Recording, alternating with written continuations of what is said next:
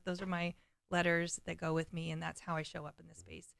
And the Myers-Briggs was actually put together back in, I want to say the 60s. I could be wrong, but it was primarily to help women get back in the workforce. And so it was an identifier of their personalities and their gift sets to put them in the right places. The Enneagram is much older than that, and it's a tool that we use for growth. And so it's not, I think the Trendiagram has come out more recently where people take these really short assessments and they say, well, I'm a type 7 and you're stuck with me. And that's really not how it's supposed to be used. It's really a tool for growth. And while a lot of assessments will have very much the strength-based kind of thing, which is really helpful, again, the positive side of it, the Enneagram will also point out places that you need to grow. We might not call those weaknesses, but we'll say not so strong. Yeah, not so strong, but we'll say these are places you need to grow, and it offers a really good mirror for reflection of like, well, how do I do that, or how are people receiving me? So it's a really good tool for relationships.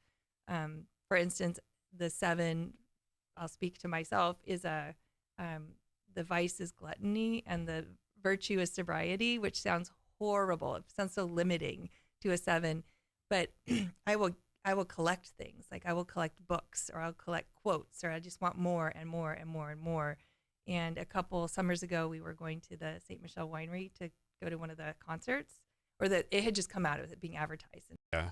Do you think one is better than the other, more accurate, or is this like depends on the situation? No, I think we need them all. We need all of the 9 different personality types.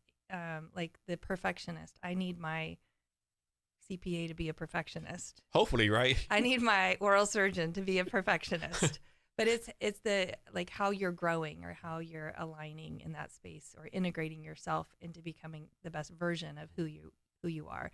So if you're a perfectionist, you're just constantly striving to reach some bar you can never reach. And so learning that about yourself and saying, I'm not going to ever reach that bar. How do I be kinder to myself in this space is part of the Enneagram Type 1's growth.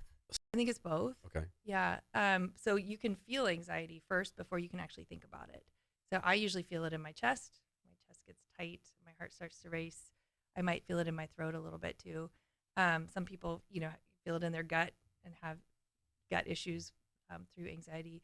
It also is kind of that fight, flight, freeze, or fawn. You can step into that with it as well of like, but a lot of times it makes you freeze, right? Because it becomes a fear about the future. Like, what if?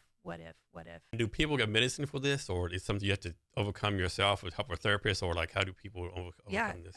All of the above. Yeah, there's a lot of good medicine out there for anxiety.